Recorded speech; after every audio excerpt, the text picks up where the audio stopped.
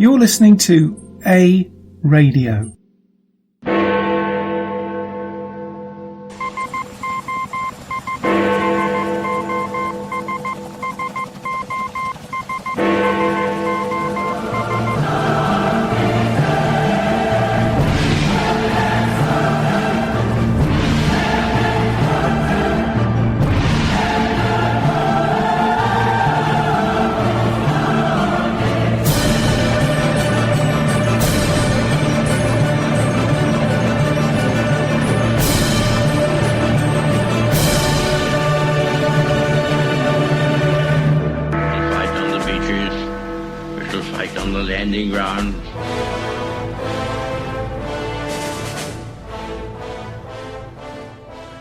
Thank you for joining us. You're listening to A Radio, and this is the Morning Moment.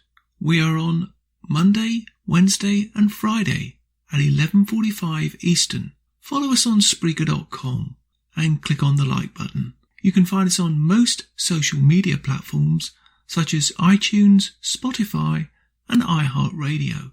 Go to our website, aradio.wordpress.com, for details, where you'll find more content and details on our podcasts and more. Now, I wanted to cover this piece that will, in fact, as far as I'm concerned, speak for itself. However, if you've not heard many of my podcast commentaries that I've done on the subject of Alberta's plight, then this might come to you as a strange but true story. The province of Alberta, and I'll give it you briefly, has been suffering for years, first because of 8 years of desperately trying to get the Keystone XL pipeline approved. But the Obama administration put obstacle after obstacle in the way of the oil industry in Alberta. Then after that, which if that wasn't more than enough to deal with anything, then there were the drive for jobs, and expectations and hopes were gone. The stupid, and I do mean stupid, Albertans after that elected an NDP government. I can't imagine how they did that, but they did, who went full speed climate change crazy, putting regulation after regulation after regulation on the Alberta oil industry. This was at the same time that the federal government in Canada was in fact conservative, with a heavy leaning, surprisingly enough, towards Alberta, trying to help them overcome this insidious, and I mean insidious, NDP government, which stands for the National Democratic Party, and they're neither national nor democratic. They're an evil organisation, in my opinion. They destroyed the province of Ontario years ago. They bankrupted it. Yet people have very short memories, courtesy of the mainstream media, of course. Then came the biggest disaster for Canada in more than 30 years. They, that's the Canadian electorate, elected a moron, an idiot, a buffoon, controlled by George Soros and the UN, and he went hell for leather on attacking Alberta. Justin Pretty Boy Trudeau, long on promises, short on delivering, who has spent every waking moment, or so it seems, following the instructions of his mentor and king socialist Barack Hussein Obama, Barry for short. You think I'm crazy? Well, he's already been up here trying to organise the next general election and trying to brainwash the next generation of Canadians. Now, Alberta, since the election, has finally elected a sane provincial government by the way of Premier Jason Kenney, a conservative, so to speak, but not the federal conservatives. They're slightly different. Anyway, this gentleman has been successfully slowing and blunting the progress, or so he sees it, of Justin Trudeau and his gang of climate change activists, disguised, in my opinion, as members of the Canadian Parliament. Trudeau has been and still is on a mission to collapse the Canadian oil and gas industry in Alberta. Shall I say that again? Trudeau has been on a mission to collapse the oil and gas industry in Alberta, which in turn will have a serious effect on the whole Canadian economy. Why would you attack something that is such a benefit to Canada? Makes you wonder what his motives are, doesn't it? I think he's treasonous, personally, but that's my personal opinion. Despite this, the very real possibility of the Canadian economy faltering, which it is at the moment by any measure that is measured, of course, outside of Canada, Canadians are blissfully unaware, as the mainstream media in Canada have masterfully deceived the citizens of Canada, if not downright censored it, the activities and the results of non-stop federal attack on our natural resources of the country of Canada. With all that as a preamble, I give you Pierre Poilievre, a Conservative MP from Ontario, thousands of miles from the province of Alberta. He speaks in the Houses of Parliament and exposes to Canadians, those that can hear and those that wish to hear, which regrettably and sadly is very few, the real state of affairs in the province of Alberta. It is shocking listening to this, even more in his case, as he is personally familiar with the location, as you will hear. But listen carefully how he details the sorry state that this province is in, and listen even more closely to his thinly veiled threats of what we may be facing as a result of Ottawa's continuing blocking or at best inaction, an absolute onslaught on their way of life and their inability to make a living. As I have said and warned many times in the past, when someone is faced with a choice of starving or finding another way to survive, they will obviously take that other path. I liken Justin Trudeau's deliberate attack on Alberta to a similar attack in Britain in the early 20s on British workers in a place called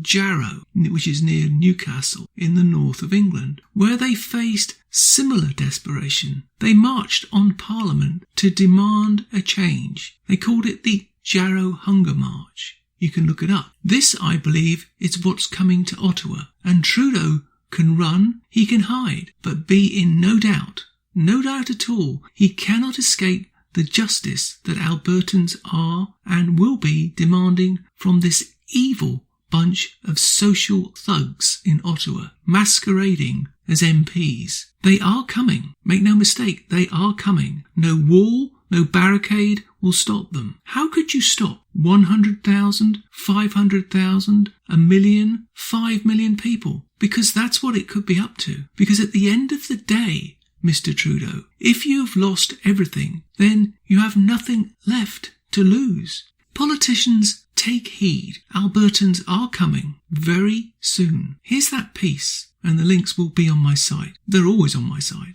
Originally from Alberta, actually. I grew up in Calgary.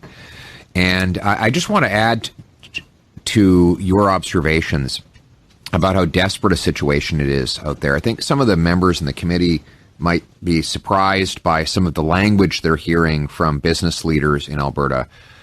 It might sound dramatic. It might sound over the top, but it's actually real. It's actually real. Alberta has been a generous, calm, kind contributor to Confederation for as long as I've been alive. For the last 40 years, the province has contributed net about $650 billion to Confederation through taxes that are paid to the federal system and never returned to the province. On a per capita basis, that makes it the largest contributor. In the last 5 years, the province has experienced a massive downturn, not because it's not getting enough money from the federal government, but because the federal government is making it impossible for the province to sell its products at world prices. The irony is that Alberta is actually not looking for a handout.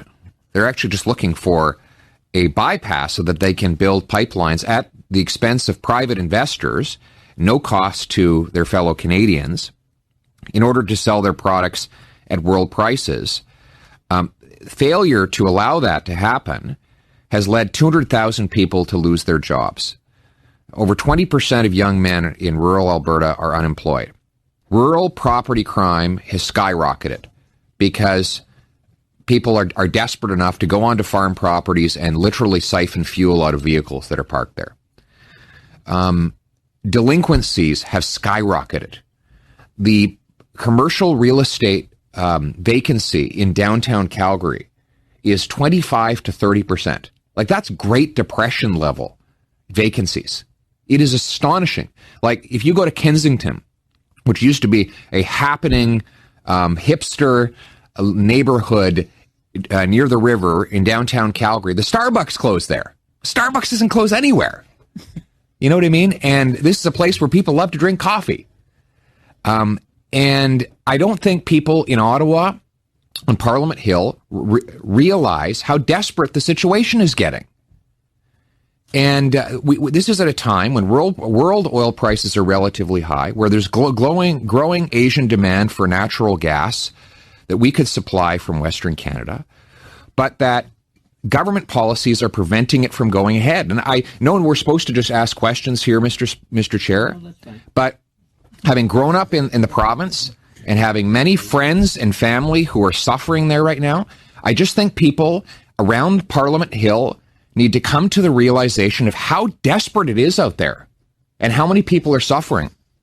And you wonder why you're hearing this heated rhetoric. People are desperate, and they want someone in the government to get out of the way and allow people to rebuild their livelihoods. And, you know, I hope and pray that this government will use the budget as an opportunity to do that, because the situation is going to get more and more desperate. And I'll tell you, if the government thinks that it's going to kill the Tech Frontier mine by simply imposing a bunch of unrealistic conditions and then approving it and then letting the company pull away, just like the government did with the Trans-Canada pipeline, they just riddled it with impossible conditions and the company backed away, and then the government said, well, it's not our fault. I'll just... Energy East. Energy East. The Energy East pipeline. At the end of the day, what they did is they killed it by applying a bunch of, you bought it, you haven't yet built it. But you put on a bunch of conditions that made it impossible for the thing to get built, and then TransCanada disappeared from the project. If you do that in the case of Teck, I think that the anger, the justifiable anger, will shock people in the government of Canada. So I encourage them to change course on this. Let Alberta be the comeback kid of Confederation. It can happen. It should happen. And I want my Mr. Kiss to comment on how we can make it happen. But if you believe this is true, which it is, and if you believe the cause is right, which it is, then for God's sake, stand up. Let the world know what Trudeau really is. Let the world know what Trudeau's doing to Canada and its provinces. He's making them fight one against the other to impose his carbon dioxide tax, which is killing Canadians. At the same time, he has no quarantine on anybody coming in with this virus from China. Nothing. He's doing nothing. He's going on a gay old tour around Africa and the Middle East rather than doing his job. Come on, Canada. Come on, Canadians. Stand up. Stand up and fight. Contact your MP and say, enough, enough. The Prime Minister of Canada. It's a serious job that requires a serious leader. And there's nothing more serious than protecting Canada and Canadians. But for Justin Trudeau, it's a joke. Justin Trudeau. He's just not up to the job. You can find more at aradio.wordpress.com, where you can find links to us on Twitter, Facebook, Instagram, iTunes, iHeartRadio, Gab, Spotify, and email. We're on Spotify under the podcast section. Type in Canadian Politics with a twist and you'll find us. We are continuing to reach out to you, so please pass these links on to your friends. Please click on the follow button on Spreaker.com. You can listen to all our morning moments at Spreaker.com/A-Radio. EHRADIO, A-Radio. And please click on the like button. Join us Monday, Wednesday and Friday at 11:45 Eastern, and tell your friends and pass the word. We only tell the truth, not what the mainstream media want you to know.